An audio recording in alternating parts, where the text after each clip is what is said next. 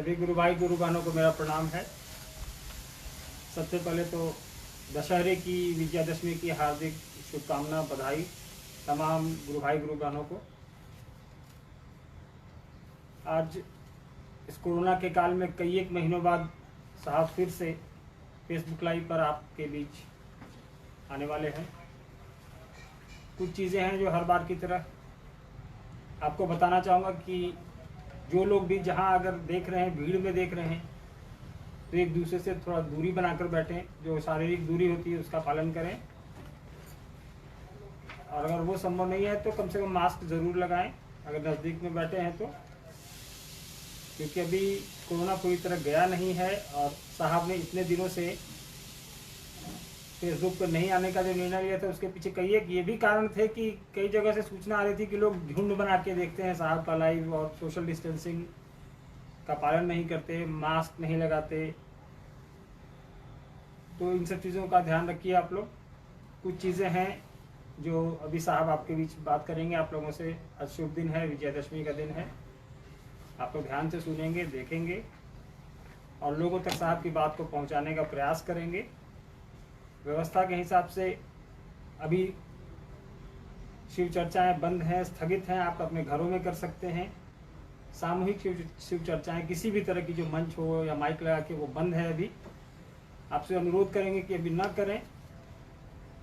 साहब के निर्देश के अनुसार हम लोग फिर अगली सूचना जारी करेंगे, तो उस हिसाब से फिर आप लोग कार्यक्रम करना होगा। अगर साहब अनुमति देंगे या व्यवस्था देगी तो करना शुरू करेंगे हम लोग। फिलहाल साहब आपके बीच है, हम जान रहे हैं कि आप लोग की उत्सुकता बहुत होगी। हम साहब से अनुरोध करेंगे कि गुरु भाइयों से बात करें। आप सबों को मेरा प्रणाम।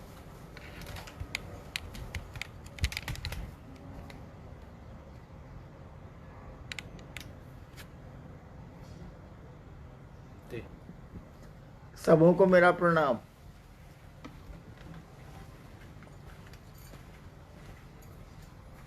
आज नवमी है, तिथि खंडित होकर दशमी भी आ गई है। दशहरा का पर्व है, बड़ा ही पावन और हर्षोल्लास का पर्व है ये, जहाँ हम सभी मिलकर उस महाशक्ति की, उस दुर्गा की पूजा करते हैं। सूरज तो आज निकला है नवमी में, जैसा अखबार कहते हैं।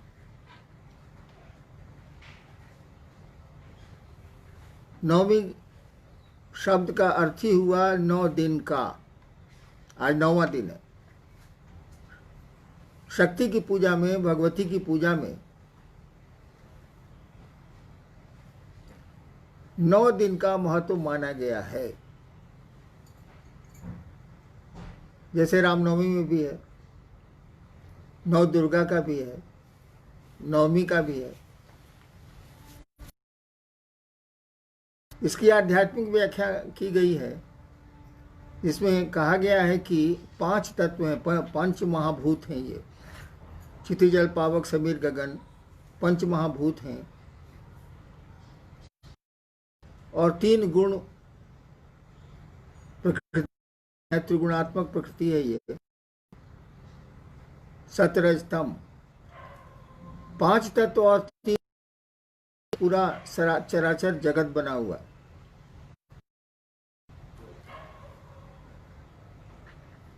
आदमी में भी, मानव सृष्टि में भी इन्हीं तत्वों और इन्हीं गुणों का समावेश है। उन्हीं से मानवीय सृष्टि बनी। तो 5 तत्व और 3 गुण और एक शिव, एक परमात्मा, कुल मिलाकर होते हैं 9। 5 महाभूत, 3 गुण और एक शिव, एक ईश्वर। ये पूरी सृष्टि उसी शिव की इच्छा है, और उनकी इच्छा से ही, उस ईश्वर की इच्छा से ही 5 तत्व 3 गुण बने हैं। और शिव की इच्छा ही शक्ति मानी जाती है। ऐसी परिस्थिति में वो 9 के भीतर ही है। 5 तत्व, 3 गुण, एक शिव, के भीतर ही पूरी शक्ति का विस्तार है, पूरी सृष्टि का विस्तार है। परमात्मा की इसी के माध्यम से व्याप्ति भी है और विस्तार भी है। इसीलिए शक्ति की पूजा में 9 अंक आता है। आज रामनवमी है, तिथि खंडित हुई है तो दशहरा आया है, यानी दशमी आई है। पहले आप सबों को इस दशहरा पर, इस विजयादशमी के पर्व पर मेरी हार्दिक शुभकामना है। आप मेरा प्रणाम ग्रहण करें। जहाँ तक कोरोना का सवाल है, इस बीमारी का सवाल है जिससे आज विश्व त्रस्त है, लॉकडाउन तो करीब करीब ख़त्म किया जा रहा है सरकारों के द्वारा, भारत सरकार या राज्य सरकारों के द्वारा, लेकिन बीमारी की दवा नहीं है। आपको याद होगा कि प्रधानमंत्री जी ने कहा कि दवाई नहीं तो ढिलाई नहीं। हमको आपको उसको मानना चाहिए। मास्क और जो दूरी है, सोशल डिस्टेंस जो मेंटेन करना है 6 गज का, 6 फीट का, उसको मानना है। अनावश्यक भीड़ भाड़ में नहीं जाना है, बिना काम के तफरीह में अभी नहीं निकलना है। थोड़ी सतर्कता तो ज़रूरी है। दवा आ जाएगी तो फिर देश में जो मशवरा प्राप्त होगा, सलाह प्राप्त होगी प्रशासन के द्वारा, वो हम लोग करेंगे। लेकिन अभी, और इसीलिए शिव चर्चाएँ भी बंद की गई हैं कि भीड़ नहीं हो। जैसे 200 आदमी के इकट्ठा होने की अनुमति सरकार दे रही है, लेकिन 200 आदमी ही मात्र इकट्ठा होंगे इसकी कोई गारंटी हम आप नहीं ले सकते। क्या कि सब समझता है कि हम तो अकेले जा रहे हैं। वो एक राजा था ना, जिसने कहा कि 1 लोटा थोड़ा सा दूध कुएं में डाल दिया और कहा कि इलाके के लोग इसमें 1-1 लोटा दूध डालें। सबने सोचा कि जब दूध पड़ा ही हुआ है तो 1 लोटा से क्या अंतर पड़ता है, पानी डाल देते हैं। और पूरे इलाके से 1-1 लोटा पानी ही आता रहा, दूध नहीं आया। नतीजा हुआ कि कुआं का पानी, जो दूध था वो भी पानी हो गया। तो 200 आदमी की अनुमति, या प्रशासन आपको अनुमति देता है कि 200 आदमी का आप कार्यक्रम कर सकते हैं। यदि एसडीओ साहब, आपके लोकल जो अनुमंडल पदाधिकारी हैं, वो अनुमति देते हैं कि ठीक है 200 आदमी में आप अपना कार्यक्रम करिए, लेकिन आप कोई गारंटी नहीं दे सकते हैं कि 200 आदमी होंगे। वो संख्या बढ़ेगी, क्योंकि शिव शिष्यता में भीड़ बहुत है, शिव शिष्य बहुत हैं, खास करके गुरु बहनें हैं जो मानती नहीं हैं। तो 200 आदमी की अनुमति लेकर कार्यक्रम करना भी बहुत ठीक नहीं होगा, क्योंकि आप संख्या को रेगुलेट नहीं कर सकते हैं, नियमित नहीं कर सकते। आइए देखते हैं, कुछ जिज्ञासाएं आई हैं और कोशिश करते हैं उनका क्या उत्तर हो सकता है।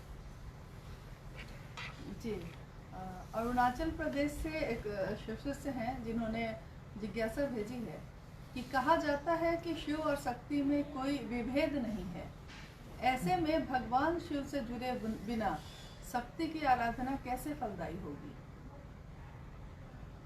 हाँ, शक्ति और शिव में तो कोई विभेद नहीं माना जाता है। सूरज और सूरज की किरणें, आग और उसकी गर्मी, ताप। आग है तो ताप होगा, गर्मी उसमें होगी, हीट उसमें होगा। सूरज है तो रोशनी उसमें होगी, प्रकाश की किरणें होंगी ही होंगी। ठीक उसी तरह से शिव हैं तो माना जाएगा कि शिव में शक्ति व्यक्त हुई है, शिव में जो शक्ति अंतर्निहित है वो व्यक्त हुई है, और पूरी सृष्टि हमारे आपके सामने दृश्य भी है और दृश्य भी है। ये शक्ति कहा जाता है कि या शक्ति शिवा से शक्ति, जो भी शक्तियां हैं वो शिव की शक्तियां हैं, अनंत शक्तियां हैं। मूल रूप से तो जो शक्ति मानी जाती है उसकी पूजा हो भी रही है, गौरी हैं और अन्य शक्तियां हैं जो मूल रूप से मानी जाती हैं। उनके नीचे तो असंख्य अनंत शक्तियां हैं। तो शिव के बिना तो शक्ति हो नहीं सकती, और शक्ति ना हो तो शिव भी जाने नहीं जाएंगे, अव्यक्त होंगे। जो महाकाल की स्थिति है, जब काल ही नहीं था तब भी शिव थे। काल का अर्थ होता है जब कुछ बनेगा तो काल शुरू होगा। जैसे घड़ी बन जाएगी तब समय शुरू होगा कि इस तारीख को बनी थी, इतने दिन चलेगी, इसके बाद ये खत्म हो जाएगी। दवा बनी है, इतने दिन ठीक रहेगी, उसके बाद इसकी शक्ति घटती चली जाएगी। तो महाकाल का यही कॉन्सेप्ट है, महाकाली का भी यही कॉन्सेप्ट है। जब काल नहीं था यानी सृष्टि नहीं थी तब भी ये थे, लेकिन वहाँ शक्ति अव्यक्त है शिव में। शिव की इच्छा अव्यक्त है शिव में, व्यक्त नहीं हुई है, उसका प्रस्फुटन नहीं हुआ है। जैसे शक्ति व्यक्त हुई है तब वही 5 तत्व और 3 गुणों का निर्माण हुआ है और पूरी सृष्टि बनती चली गई है क्रमशः। सवाल है कि क्या शक्ति की जी विभेद नहीं है कोई वो तो नहीं है। शिव और शक्ति में। हाँ। तो ऐसे में भगवान शिव से जुड़े बिना शक्ति की आराधना कैसे फलदायी होगी? देखिए, आराधना का उद्देश्य क्या है, पहले तो ये महत्वपूर्ण है। आप चाहते क्या है? आप भगवती से क्या मांगना चाहते हैं? सुख, धन, धान्य, वैभव, इस जगत की चीजें, या भगवती को ही मांगना चाहते हैं? जैसे है ना, शिव से हम मांगते हैं, शिव को कहाँ कोई जल्दी मांगता है। तो भगवती से अगर मान लेना चाहते हैं तो शिव की पूजा की बहुत महत्ता नहीं है, वो दे देंगी। हालांकि शक्ति उन्हीं की है, लेकिन वो दे देंगी। देवियों की स्वतंत्र पूजा होती ही होती है, पहले नहीं होती थी, अब तो होने लगी है, बहुत दिनों से, बहुत हजार वर्षों से हो रही है। लेकिन अगर भगवती को चाहेंगे आप, तब तो शिव की आराधना मस्त है, कोई उपाय नहीं है हमारे आपके पास, क्योंकि उन्हीं की शक्ति है, उन्हीं की इच्छा है। शक्ति शक्ति कहा जाता है, शिव की इच्छा शक्ति है, और उन्हीं की इच्छा से सारा जगत चल रहा है, वही शक्ति काम कर रही है। तो शक्ति से अगर जगत मांग रहे हैं तो मिल भी सकता है, लेकिन उस शक्ति को ही मांग रहे हैं, भगवती को ही अपना बनाना चाहते हैं, तब तो शिव की आराधना अनिवार्य है, आवश्यक है। कोई उपाय हमारे आपके पास नहीं है। जगत मांगिएगा तो दे सकती, देती ही। जी पटना से एक गुरु बहन है जिन्होंने पूछा है कि शिव गुरु चर्चा के बिना, जैसा कि अभी लोगों को लगता है कि बंद कर दिया गया है, तो शिव गुरु चर्चा के बिना मन व्याकुल है, व्यथित है, 3 सूत्र का पालन नहीं हो पा रहा है, तो कैसे करें?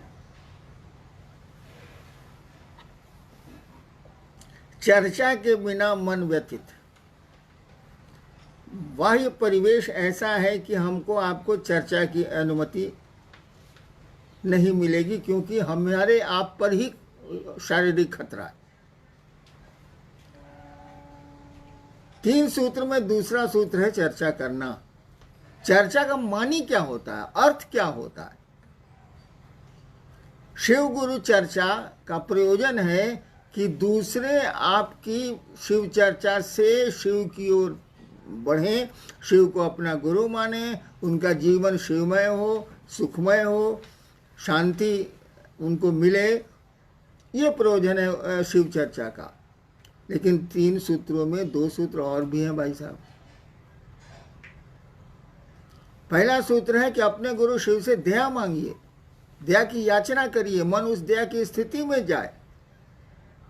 और तीसरा सूत्र है अपने गुरु को प्रणाम करिए। आपने शिष्यानुभूति, मेरी पतली सी पुस्तक है, उसको पढ़ा होगा। उसमें लिखा हुआ है कि शिव शिष्यता के लिए अनिवार्य एक ही चीज है, वो है अस्थाई शिष्य भाव। यानी शिव हमारे गुरु हैं, शिव मेरे गुरु हैं, यह भाव खंडित नहीं हो। जैसे आज तिथि खंडित हो गई, 9वीं में 10वीं घुस आई, कभी कभी चतुर्दशी में अमावस्या घुस आती। अस्थाई शिष्य भाव चाहिए, यानी मैं शिव का शिष्य हूं तो हूं, इसमें कोई भी संशय, कोई भी 2 बातें नहीं होंगी। शिव मेरे गुरु हैं तो हैं। अगर अस्थाई शिष्य भाव है तो अस्थाई मन नमन की स्थिति में जाएगा, अस्थाई रूप से जाएगा। अस्थाई रूप से मन शिव से दया की याचना में जाएगा। बोलने या करने जैसा कुछ भी नहीं। मन तो नहीं लग रहा है, इसीलिए कि चर्चा करते थे तो भीड़ होती थी, भीड़ में बोल रहे हैं हम तो थोड़ा मजा आता था, अच्छा लगता था कि इतने लोग बेवकूफ़ बेवकूफ़ बैठे हैं मेरे सामने, हम ज़्यादा होशियार हैं इसीलिए चर्चा कर रहे हैं। दूसरे प्रयोजन भी हो सकते हैं। एक आदमी का प्रयोजन हो सकता है कि लोगों को सुना रहा वो कि शिव की चर्चा सुन के ये लोग शिव की ओर चलेंगे, शिव इनके गुरु होंगे, शिव से जुड़ेगा इनका मन, तो कम से कम शैतानियत से तो बचेगा। और कुछ की मनसा होगी कि भीड़ है, इतने लोग मेरे हैं तो कुछ लौकिक जगत मिल ही जाएगा, सम्मान मिल ही जाएगा, सुविधाएं मिल ही जाएंगी, अन्य काम भी धरती के हो ही जाएंगे। तो ऐसे लोगों को ज़्यादा तकलीफ हो रही है, जिनका जगत छूट रहा है चर्चा के बिना, जागतिक सुख सुविधाएं कम हो रही हैं चर्चा के बिना, उनको तो दर्द होगा भैया कि कुछ मिल नहीं रहा है, न सम्मान मिल रहा है, न सुविधा मिल रही है, न पैसे मिल रहे हैं, ये क्या हो रहा है। शोर तो वही लोग ज़्यादा करेंगे। मैं शिव का शिष्य हूँ और मैंने ही पूरी दुनिया में शिव चर्चा तीनों सूत्र की बात को लाया।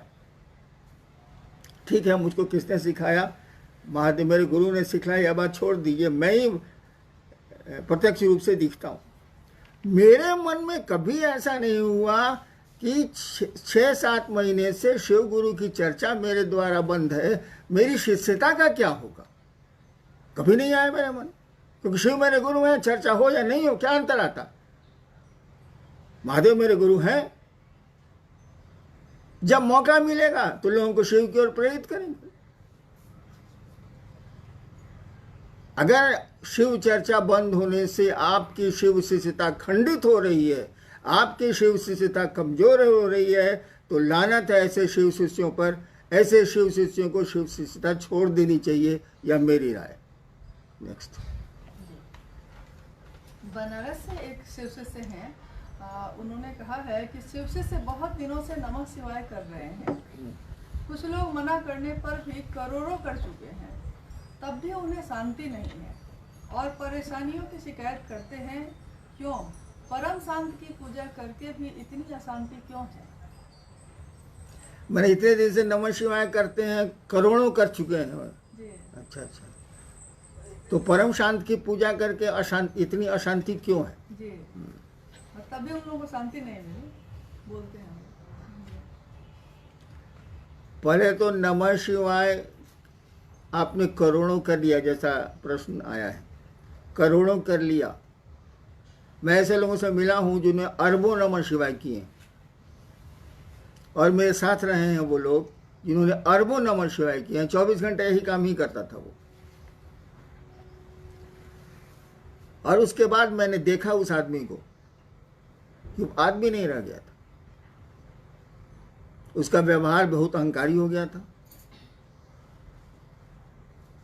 अंग्रेजी का शब्द इस्तेमाल किए तो वो इडियट हो गया था।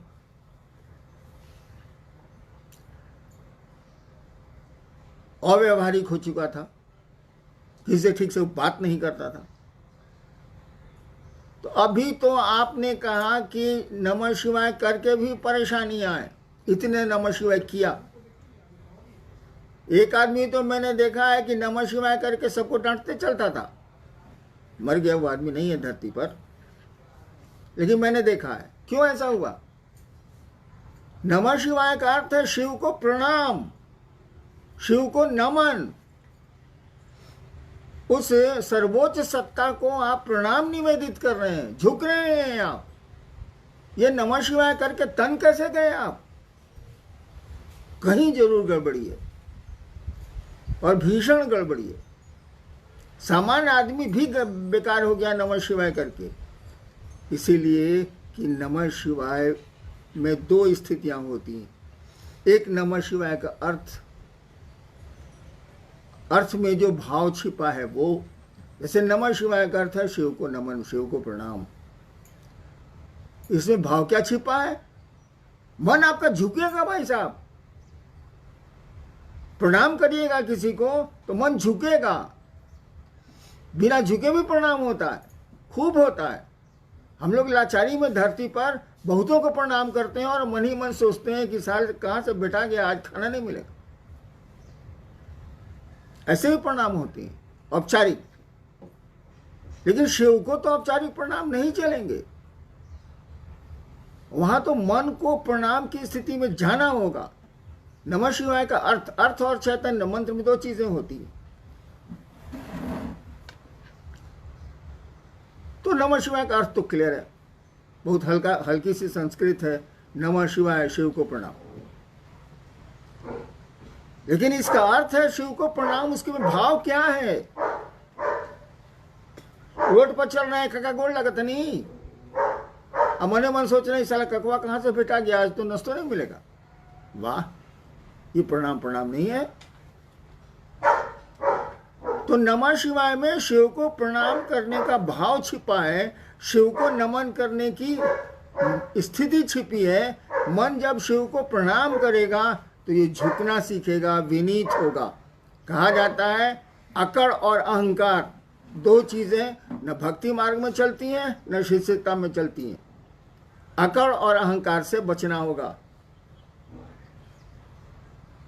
और चैतन्य, मंत्र में चैतन्य होता है।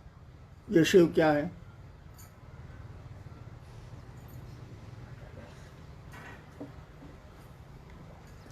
जब ये समझ में आएगा कि ये शिव क्या है,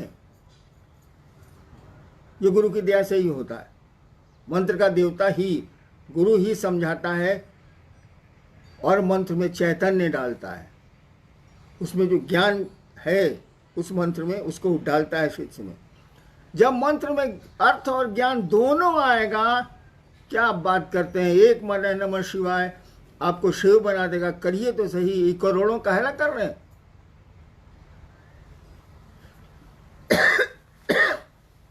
हमने कहा ना कि एक माला नमः शिवाय करिए, एक एक दाने पर शिव को प्रणाम करिए। तो हम तो लोग तो गिनती करते हैं, 108 हो गया। माला में तो 108 दाने दिए ही हुए हैं, उसको गिनती क्या करनी। और सांसों पर करिएगा तो सांसों की माला पे तो गिनती का सवाल ही नहीं। और आपकी सांसें भी फिक्स्ड है, हर एक आदमी को तय है कि कितनी सांसें लेगा ये धरती पर। तो नमः शिवाय में अर्थ और चैतन्य, अर्थ तो आप समझ सकते हैं, लेकिन चैतन्य के लिए गुरु की दया जरूरी है, उस मंत्र के देवता की दया जरूरी है। वो जब मिलेगी तो एक बार का नमः शिवाय आपको शिव के रास्ते में उठा के रख देगा। एक बार का नमः शिवाय कहा ही जाता है कि एक बार आपने शिव को प्रणाम कर लिया, निश्चल प्रणाम कर लिया, फिर प्रणाम की ज़रूरत नहीं है। फिर तो मन परमानेंट अस्थायी रूप से शिव भाव में चला जाएगा। आपने करोड़ों किए हैं, हुआ क्या? नमः शिवाय तो किया आपने, बस करते गए, न अर्थ समझा उसका ठीक से, न मंत्रों का अर्थ दिमाग में आया। कर रहे हैं तो कर रहे हैं, अर्थ जानते हुए भी आप माला पर आपका ध्यान है। और मन धीरे धीरे समझने लगा कि हम तो 1 लाख 2 लाख 1 करोड़ नमः शिवाय कर दिए, साला सामने वाला क्या बोलेगा हमसे। और अहंकार आपको छाया। अहंकार किसी को भी छाएगा तो धरती पर उसके संबंध बिगड़ेंगे, आध्यात्म में तो पूरी तरह बिगड़ जाएंगे। इसलिए याद रखिए भाई साहब, शिव शिष्यता में या भक्ति में अकड़ और अहंकार इसको हटाइए। इसके जब तक ये नहीं हटेगा तब तक आपका नमः शिवाय फलदायी नहीं होगा। वैसे धरती के छोटे मोटे काम हो जाए। नेक्स्ट। आरा से शिवसे से हैं, आपने कहा आओ चलें शिव की ओर, अब तो चल भी रहे हैं फिर भी परिणाम नहीं है, कष्ट बहुत है, मन भागता रहता है, आखिर क्यों है ऐसा? जब भी जीवात्मा, जब भी कोई इस धरती पर योनिगत होता है, आता है, वो पेड़ हो, जीव हो, इंसान हो, देवता हो, भगवान हो, जब भी वो योनिगत होगा, पैदा होगा इस धरती पर, तब तो धरती के नियम लगेंगे। उसे सुख भी मिलेगा, उसे दुख भी मिलेगा, और आनंद तो मिलता है मात्र शिव की ओर चलने से, उस ईश्वर की ओर चलने से। जब दुख मिलेगा तो याद रखिए सुख भी मिलेगा, जब सुख मिलेगा तो याद रखिए दुख भी मिलेगा, लेकिन जब आनंद मिलेगा तो उसका उल्टा होता ही नहीं है। इसीलिए ईश्वर को कहा जाता है सच्चिदानंद, शिव को कहा जाता है वो ईश्वर है, महेश्वर है, आनंद वही है, उन्हीं के रास्ते में है, उन्हीं की दया पर है।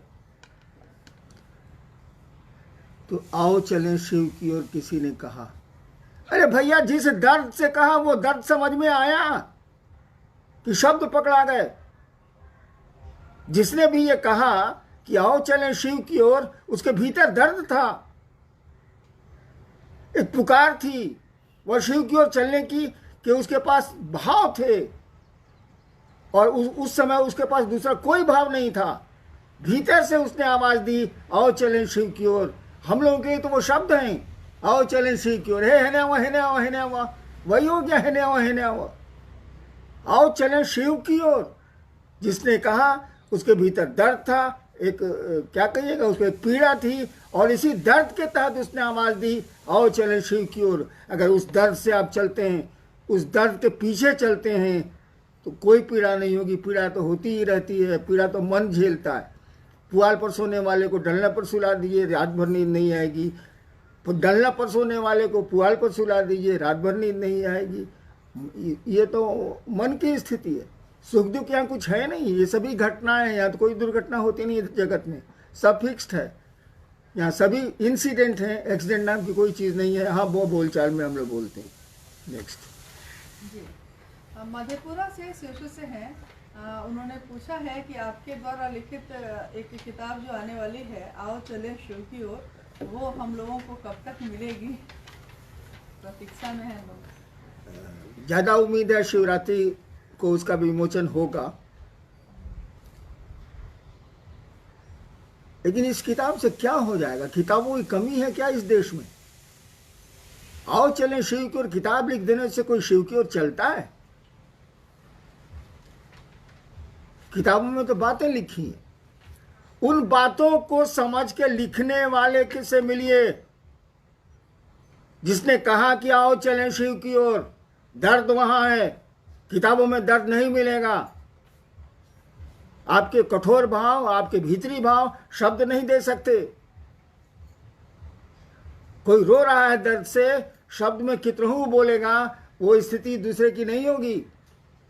तो किताब लिख देने से क्या हो जाएगा? हाँ, लौकिक रूप से पूछेगा तो चेष्टा है कि महाशिवरात्रि में 2021 में इसको निकाल दिया जाए।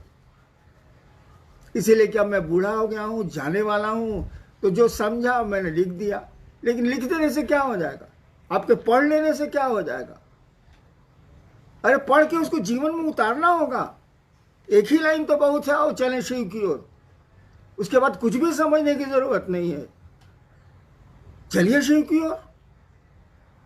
ड्रामेबाजी थोड़ी है आध्यात्म। यहां तो नौटंकी चलती नहीं है। हमको आपको चलना चाहिए, दिल से चलना चाहिए शिव की ओर। फिर किसी किताब की जरूरत नहीं, किसी साधन की जरूरत नहीं, किसी 3 सूत्र की जरूरत नहीं है। चलिए तो सही। नेक्स्ट एक बहुत पुराने गुरु भाई राजीव नगर पटना से हैं, बिहार से। उन्होंने कुछ अपनी जो उनके मन में चल रहा है उसको भेजा है कि शिव शिष्यता की यात्रा में आपकी छांव तले प्रेम को सीखने, समझने और देखने का सौभाग्य मिला। किसी से भी घृणा का भाव समाप्त प्राय हुआ, परंतु 25 साल के उपरांत स्वयं से प्रेम नहीं होने का भाव परेशान करता है। कहीं इस यात्रा में हम डिसऑनेस्ट तो नहीं हो रहे? आप बता सकते हैं, या जीवन की दुश्वारियां ऐसे भाव को जन्म दे रही हैं? आपके और शिव के प्रति मन को ईमानदार समझता हूँ, फिर भी क्या मैं समान स्थिति में नहीं हूँ? वो जीवन की दुश्वारियां जो है ना, जीवन के तंज जो है ना, जीवन की परेशानियां जो है ना, उनको इस मन स्थिति में ले आई हैं। परेशानियां आती रहती हैं भाई साहब। किसी घर में चलिएगा तो ऊंचा नीचा आपको मिलेगा। अच्छी सड़कें मिलेंगी तो खराब सड़कें भी जीवन में मिलती हैं। सवारियों को ठीक कीजिए, खराब सड़कों से निकल हम जाएंगे। मैंने कई बार कहा है कि जब खराब सड़क मिले तो अच्छी गाड़ी कर लीजिए, अच्छी सवारी कर लीजिए, तो झटका कम लगेगा, दर्द कम होगा। और शिव की सवारी से, लेकिन शिव की सवारी शरीर नहीं कर सकता है। शिव की सवारी जब करेगा तो मन करेगा। मन ही ने शैतान होता है, मन ही ने शिव होता है। एक आदमी घायल है और वो बेहोश हो गया है, कोई दर्द नहीं। एक बार मैं कुर्सी पर बैठा था यहीं रांची में, अचानक मैं बेहोश हो गया। इतना मजा आया मुझको, इतना मजा आया कि मत पूछिए। मुझको कुछ भी याद नहीं कौन क्या कर रहा। जब होश में आया तब देखा कि लोग सामने हैं और सब परेशान है। मुझको इतना मजा आया, वो जो 1 मिनट का समय था कुछ भी मुझको पता नहीं चला। हाथ जब कुर्सी से नीचे गिर गए, गर्दन लुढ़क गई, मैं मर गया। बड़ा मजा आया। यानी मन ही न पकड़ेगा इसको कि कोई दर्द है कोई सुख है। मन जब शिव की ओर चलेगा तो ये झटका कम लेगा और परेशानियां कम होंगी। जहां तक अपने से प्रेम करने का सवाल है, भाई ने लिखा है कि अपने से प्रेम नहीं हो रहा है। भैया अपने से काहे ला प्रेम कर रहे हो? शिव से प्रेम करो ना। अपना खुद ही समझ में आ जाएगा कि हम लोग क्या हैं। आदमी को शिव से प्रेम करना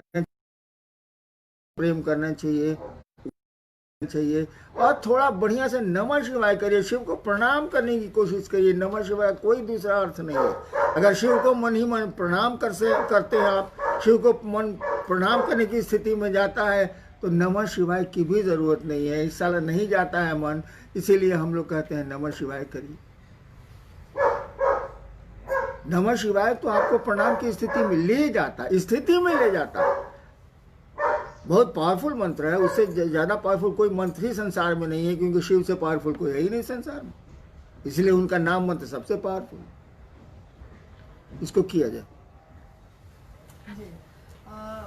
एक भाई हैं औरंगाबाद बिहार से, उन्होंने लिखा है कि शिव शिष्य होने की मनोदशा में जब लोग आते थे, लंबे समय तक ये संवाद संप्रेषित किया जाता था कि जागा जागा महादेव के उद्घोष के साथ अंतरिक्ष को प्रेषित किया जाता था। और जो आपकी शिष्यानुभूति में लिखा भी है कि यह प्रेषण वायुमंडल में ध्वनि के संप्रेषण का भाव प्रत्यक्ष या अप्रत्यक्ष जीव आत्माओं को सूचित करने के विज्ञान पर आधारित है। तो इसमें प्रत्यक्ष और अप्रत्यक्ष जीवात्मा किसके लिए कहा गया है? प्रत्यक्ष तो हो गए आदमी। प्रत्यक्ष या सब कुछ जो दिख रहा है सो प्रत्यक्ष है। कोरोना भाई साहब दिख रहा है, कोविड-19 का कीड़ा दिख रहा है, और क्या जुलूम ढाया हुआ है सो देख लीजिए। त्रस्त है लोग, विश्व त्रस्त है, देश परेशान है। कोरोना तो दिख नहीं रहा। ऐसे असंख्य जीव हैं। जीव तो है वो, तभी उसके एक्शन है, तभी वो फेफड़ा को फुटबॉल की तरह खड़ा कर देता है ना जीव। तो कहा गया कि दृश्य अदृश्य दोनों जगत की जीवात्माओं के लिए यह संप्रेषण कि किसी ने शिव को अपना गुरु माना है काम करता है। इसीलिए संप्रेषण दिया हुआ है। अब तो घोषणा को भी बहुत महत्वपूर्ण हम लोग नहीं मान रहे हैं, क्योंकि घोषणा कर देने से क्या हो जाएगा। घोषणा तो हम लोग बहुत चीज़ की करते हैं। तो ये घोषणा कर देने से किसी ने शिव को गुरु माना है, वो शिवसी से नहीं होगा। शिवसी से जब हो जाएगा तब ये घोषणा चरितार्थ होगी, सार्थक होगी। ऐसे घोषणा का कोई अर्थ नहीं। हाँ, प्रत्यक्ष अप्रत्यक्ष जो जीवात्माएं हैं उसको सूचना चाहिए जाती है। जब हम आप समझते हैं कि साला करा के भी साला शिव को गुरु नहीं मानेगा, ड्रामा कर रहा है, तो और लोग भी तो यही समझते हैं। चलिए भाई, अंतिम ही है। अच्छा एक गुजरात से एक है, गुरु भाइयों और गुरु बहनों की तरफ से, कि साहब से, चूंकि अभी कोरोना काल में लंबे समय से आपसे लोग मिल नहीं पा रहे हैं, तो ये उनका है कि साहब से कुछ महीने मिल नहीं पाए तो मन में बहुत घबराता है, लगता है कुछ खो गया है। ऐसी स्थिति क्यों हो गई है हम लोग? अभी तो टेम्पोररी नहीं मिल रहे हैं भाई साहब, अस्थायी रूप से आप नहीं मिल रहे हैं। 6 महीने हुआ, 7 महीने हुआ नहीं मिल रहे। वो तो कोरोना की संक्रांति कह लीजिए है। अस्थायी भी स्थिति आने वाली है भाई साहब। और मैंने कभी नहीं कहा कि आप मुझसे जुड़ें। मैंने शिव गुरु की बात शुरू की थी 1980 में, शिव गुरु से जुड़ने की बात की है, शिव का शिष्य बनने की बात की है। आज भी वही करता हूँ और मरने तक आप मेरी आवाज़ यही सुनेंगे कि शिव से जुड़ें। और शिव परमानेंट है, अस्थाई है। शिव नहीं है तो शक्ति नहीं है, और शक्ति नहीं है तो जगत ही नहीं, हम आप ही नहीं। हमने शिव से जुड़ने की बात कही है, अपने से जुड़ने की बात नहीं कही है। और हमसे जुड़ के क्या करेंगे आप? जैसे आप अदना सा इंसान, हम भी अदना सा इंसान, दोनों तो एक ही हैं भाई साहब। लेकिन आइए मिल के चलते हैं शिव की ओर, जब तक चल सकते हैं। और नहीं चल सकेंगे तो अपने गुरु शिव से दया की याचना करेंगे। क्यों नहीं, अब बनाया उसी ने है, गुरु भी वही है। और गुरु का क्या मानी है जब उसके शिष्य ही नहीं हो, धरती पर आए ही नहीं, ऐसे गुरु को रहने नहीं रहने से क्या फ़ायदा? वो बुलाता है। हम कहते ही हैं कि हम 1 कदम चलेंगे, वो 100 कदम चलता है। लेकिन शुरुआत तो हमको आपको ही करनी होगी, दवा तो हमको आपको ही खानी होगी।